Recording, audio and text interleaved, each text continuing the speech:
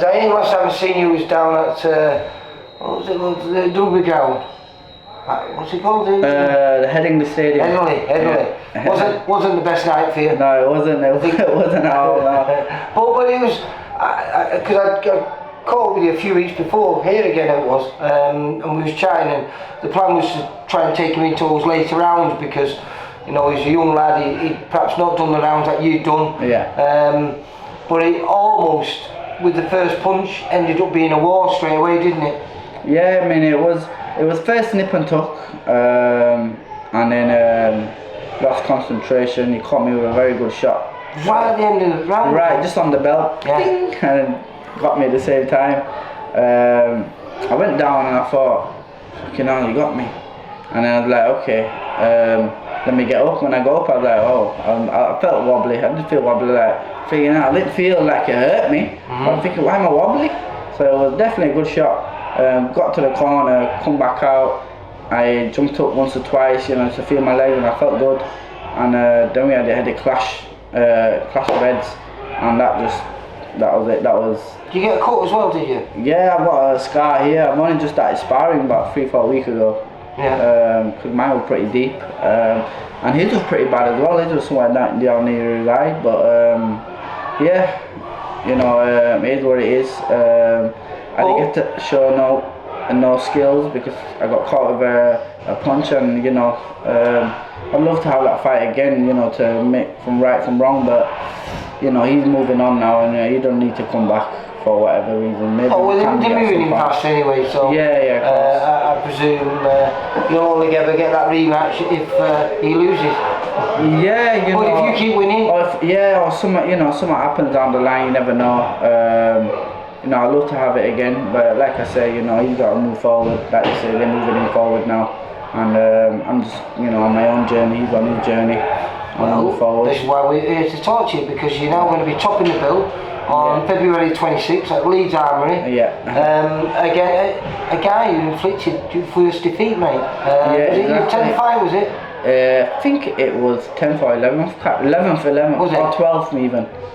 Can't remember. Yeah, but it was early on in your career, back in 2018, was it? Yeah, 2018, yeah. And it was a very close fight, I felt like. Yeah, a very good fight, very close fight. One most fought I won. But you know, again, it's boxing. It was on their show in his town.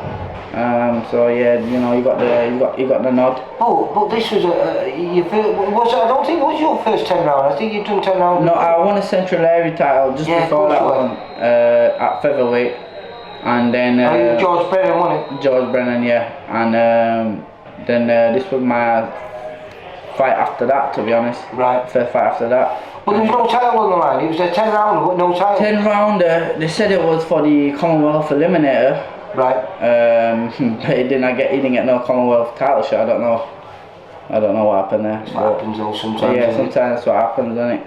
Like Mark Leach fought about 4 or 5 eliminators. Yeah. Not got a chance yet. But It's boxing. It's just a very weird sport, you know. It's what's made me, to be honest, it's made me fall out of love a little bit. But you know, I just can't walk away.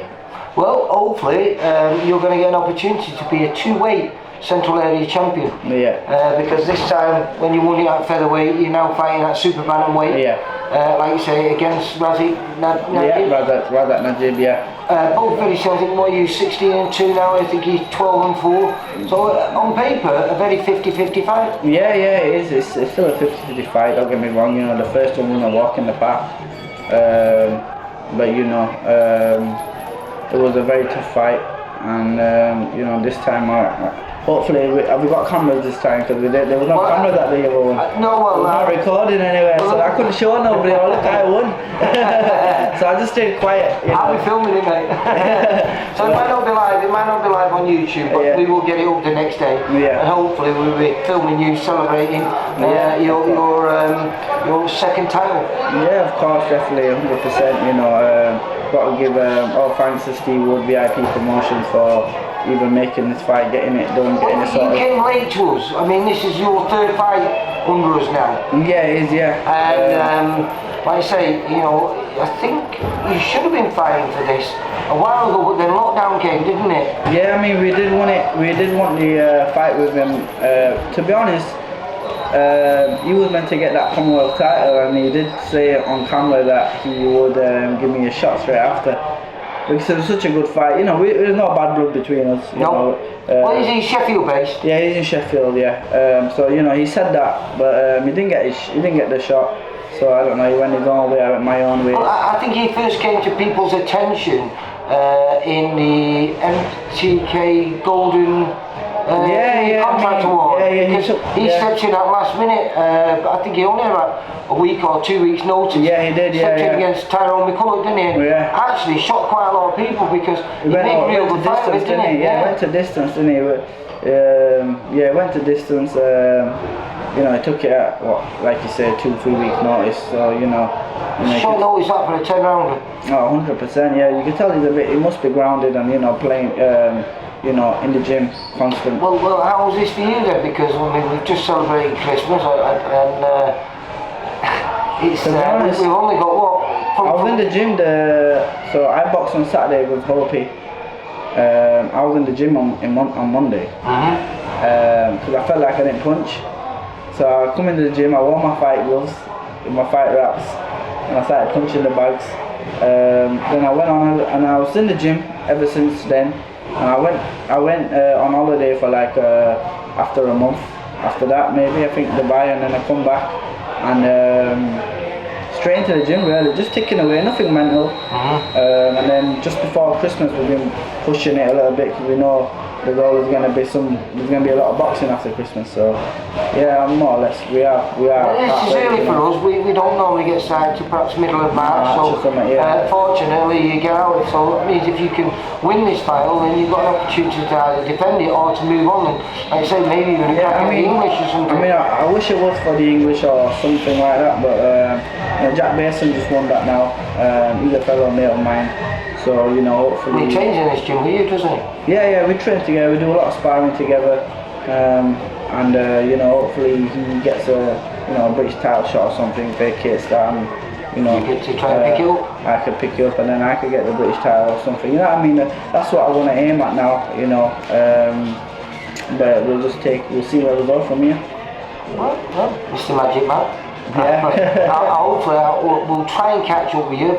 Steve's gone mental again, and I think we've got a space of 7 weeks. We've got 5 shows on, spread all over the country. I don't know how he does it. No, I know. I don't know how he does it. I know I'm going to be tired, but listen, this is the first show of the 2022 for us for VIP. Yeah. I'd say, and he's promised to make a good top of the bill, and I think he's done that with you two. Yeah. And you've got a great undercard. I think we've got Mally Wright on there. Yeah. We've got Josh Hargreaves, Jake Goodwin, a kid called Levi Smith. I've not met yet, but he's just signed with us. I think there's someone else. Hash Rahman. Yeah, Hash Rahman, yeah. So it should be a cracking night, a cracking venue, which is the Royal Armouries. Yeah, I've boxed there a few times before. First time for us was just before Christmas. Yeah, it was a nightmare of a show, wasn't it? It was a nightmare of a show, but it ended up being a good show. Yeah. Because Josh and Max Hughes did a little exhibition for us. I heard, I've seen, It was a bit of fun. These, you know, Steve can pull anything out of the bag, I guess. Hey, do you know something as well? What a fantastic year it could be for Leeds, because Josh has got an opportunity to win a world title again. Yeah, his old world title again. His old world title again, and against an old foe that he's already beat. So hopefully, you know, he repeats. And like I say, it's thriving because you've got a load of kids I've just interviewed in here, your stable mates and teammates who are all fighting the night before. I've also got Justin Newell actually fighting the night before. Very, very tight boxing friend of mine. We've been training for, you know... Well, he's been Mr. Unlucky, hasn't he? Yeah, very unlucky. We've been training from the get-go, and guess what? He's fighting for the Central Area title as well. So in space I of 2 told him, days, make sure you bring that to the show, and then we can take a picture right at the end, because I'll win it. Well, listen, good luck for them. Like I say, hopefully I'll be chatting to you on the 26th, and you'll have that new belt around your waist to go with your old Central Area one. Yeah, and a two-weight Central Area champion. Yeah, it's a nice one, isn't it? It does sound. It's so much achievement. The odd way round. Because normally people move up in weights. Yeah, they do, yeah, of course they do, yeah. I've done it the odd way, haven't I? This is Zane, you take care and we'll catch you up on the 20th. Well, I'll see you on the 25th anyway for the weigh-in. Oh yeah, 25th and then but I'll from see what I've you just watched, looks like everything's going, preparations are going well. Yeah, 100%, no excuses even from the last fight. Everything went well. You know, I was at my greatest, if I'm going to be honest. But you know, if you get caught, it's boxing. Yeah, well, like I said, you know, I knew what the plan was.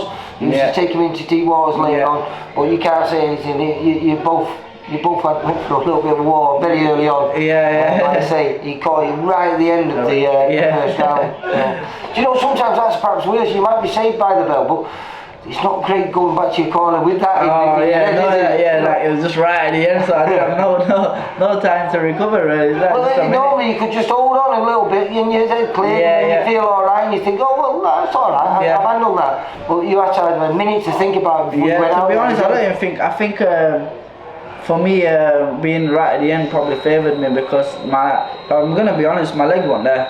No, they weren't there. So it was a good shot. So it was then again, listen, the kid's been tipped by a lot of people to go a very, very long way. Yeah, and they're moving him really fast. I hope he does, you know. Was that only his fifth fight, I think? That was his fifth? Six, I think. Yeah, that was a six. He had one just about a month before or something like that, I think. Right. Yeah, because he did an 8-rounder, didn't he? A 6-rounder, yeah. Was it a 6? He did a 6-rounder, then it was a 10 with you, wasn't it? 10 with me, yeah. Well, 2. Yeah, alright. Listen, you take care. I'll see you on the 25th, mate. Cheers, thank you. Take care, mate. Bye. See you soon.